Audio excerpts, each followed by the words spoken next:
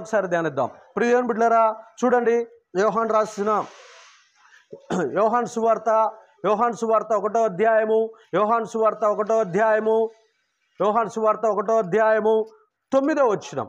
యోహాను సువార్త 1వ అధ్యాయము 9వ వచనం. 1:9.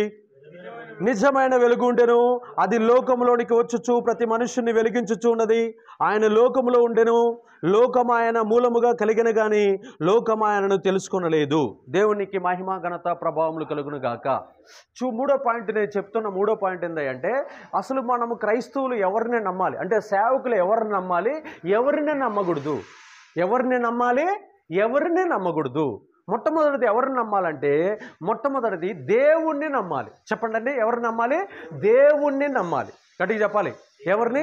దేవుణ్ణి నమ్మాలి, దేవుణ్ణి నమ్మాలి. చదవండి, అక్కడ రాయబడుతున్నది, అక్కడ 10వ వచనంలో, ఆయన లోకములో ఉండెను, లోకము ఆయన మూలముగా కలిగిన కానీ లోకము ఆయనను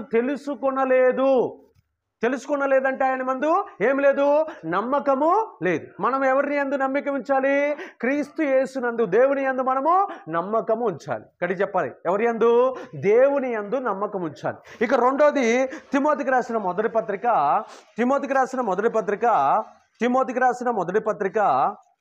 ఒకసారి చూద్దాం. తిమోతికి రాసిన మొదటి పత్రిక 1వ అధ్యాయం 15వ వచనం. పాపులను రక్షించుటకు క్రీస్తు యేసు లోకమునకు వచ్చినను వాక్యము నమ్మదగినదియు పూర్ణ అంగీకారమునకు యోగ్యమైనదై ఉన్నది, అట్టి వారిలో నేను ప్రధానుడను. రెండోది మనం నమ్మాల్సినది, ఫస్ట్ ఏమో క్రీస్తుని నమ్మాలి, రెండోది ఎవరిని నమ్మాలంట? వాక్యాన్ని నమ్మాలి. చెప్పట్లా మీరు? పాయింట్ టు పాయింట్ చెప్పాలి. ఫస్ట్ ఎవరిని నమ్మాలి? క్రీస్తుని నమ్మాలి. లోకం ఆయన్ని తెలుసుకోలేదు, మనం ఏం చేయాలి? ఎవరిని తెలుసుకోవాలి?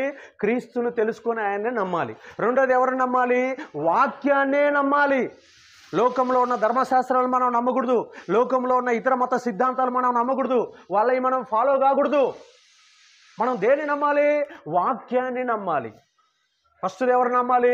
క్రీస్తునే నమ్మాలి. రెండోది ఎవరు నమ్మాలి?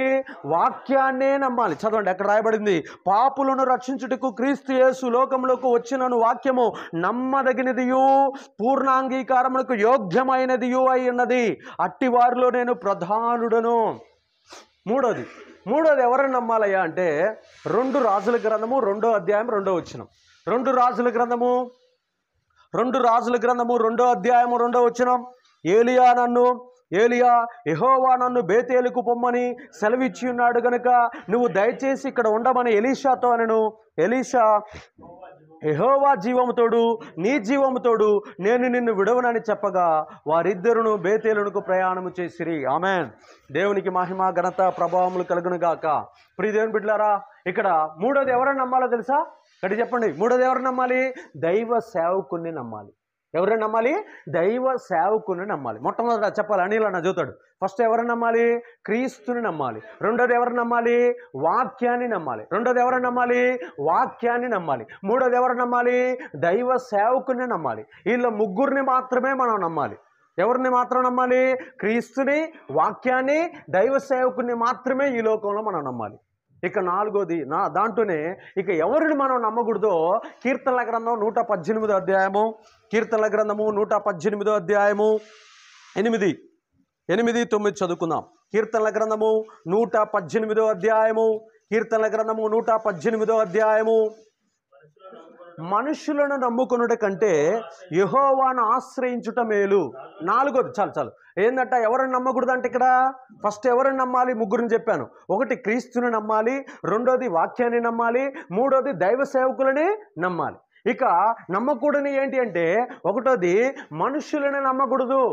మారు మనసు లేని వాళ్ళు మాయలు, మంత్రాలు, అనేక రకాలైన కుట్రలు, కుతంత్రాలతో, అనేక రకాలైనటువంటి పాపాలతో నిండిపోయి ఉంటారు. కాబట్టి మనుషులను నమ్మకూడదు. మనుషులను ఆశ్రయించుకున్నట్టు కంటే యెహోవాను ఆశ్రయించుట ఎంతో మేలు. తర్వాత 9వ వచనం చూడండి, అక్కడ రాయబడిన మాట, రాజులను నమ్ముకున్నట్టు కంటే యెహోవాను ఆశ్రయించుట మేలు. రెండోది ఎవరిని నమ్మకూడదంట?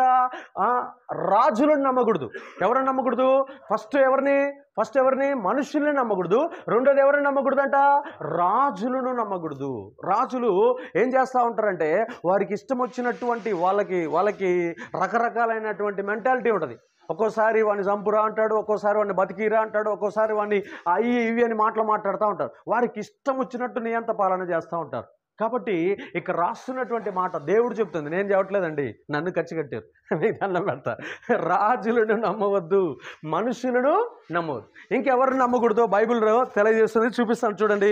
ఇర్మియా గ్రంథము 7వ అధ్యాయం 8 వచ్చినాం. ఇర్మియా గ్రంథము 7వ అధ్యాయము, ఇర్మియా గ్రంథము 7వ అధ్యాయము, ఇర్మియా గ్రంథము 7వ అధ్యాయం 8 వచ్చినాం. ఇదిగో అబద్ధపు మాటలను మీరు నమ్ముకొనుచున్నారు, అవి మీకు నిష్ప్రయోజనకరములు. ఆమేన్. మూడో పాయింట్ నమ్మకూడదు ఏంటయ్యా అంటే అబద్ధపు మాటలను నమ్మకూడదు. గట్టి చెప్పండి, అబద్ధపు మాటలు నమ్మకూడదు. మనం కొన్ని కుటుంబాలకు నేను వెళ్తూ ఉంటాను, భార్యాభర్తలు ఇద్దరు ఉంటారు. అన్న మీ చెల్లెలు టీవీ చూస్తూనే ఉంటుందన్న, ఇంకా ఆమె మారదన్నా అని భర్త చెబుతాడు. ఈ భార్య ఏం చెప్పొద్దు తెలుసా, అన్న మీ తమ్ముడు సారాయి మానేయడన్నా, ఇంకా కైని మానేయడన్నా అని ఆయన మీద ఈమె మీద ఆమె ఇంకిద్దరు చెబుతూ ఉంటారు. వాళ్ళిద్దరిని ఎలా మార్చాలి మరి మనం?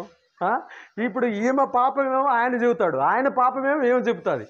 అంటే ఆమెను నువ్వు మార్చలేవు, మీ చర్చికి అయితే వస్తుంది, ఆమె తప్పు చేస్తుంది కాబట్టి ఫస్ట్ ఆమెను నువ్వు సరిచేయి, ఆ తర్వాత నా దగ్గరకు వద్దుగానే నాకు ఏం చేస్తున్నాడు అబ్జెక్షన్, అక్కడ ఒక అడ్డుబండి వేస్తున్నాడు అంతే. నా దగ్గరికి నువ్వు రాగాకు, నాకేం చెప్పగాకు, నువ్వు ఫస్ట్ మీ చెల్లెలకి చెప్పుకో.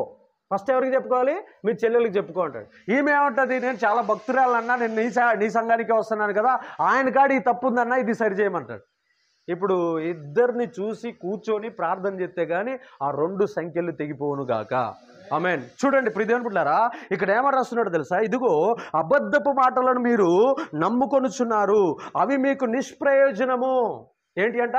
అవి మీకు నిష్ప్రయోజనము. చూడండి ఇంకా ఒక మాట రాయబడింది, మీకా గ్రంథం 7వ అధ్యాయము, మీకా గ్రంథము 7వ అధ్యాయము, మీకా గ్రంథము 7వ అధ్యాయము 5వ వచనం, మీకా గ్రంథము 7వ అధ్యాయము 5వ వచనం. మీకా గ్రంథము, స్నేహితుని యందు నమ్మిక ఉంచవద్దు, ముఖ్య స్నేహితుని యందు నమ్ముకొనవద్దు, నీ కౌగిటిలో పండుకొని ఉన్న దాని ఎదుట నీ పెదవుల ద్వారమును కాపు పెట్టుము. ఇక్కడ 3 రాశాడు. ఒక ఆయన ఎవరంట, స్నేహితులను నమ్మకూడదు. చెప్పాలి, ఎవరిని? స్నేహితుల్ని నమ్మకూడదు. రెండోది ఏంటి, ముఖ్య స్నేహితుడిని అసలు నమ్మకూడదు, ఎందుకంటే వాడు మన గుట్టు మొత్తం చెప్పేస్తాడు.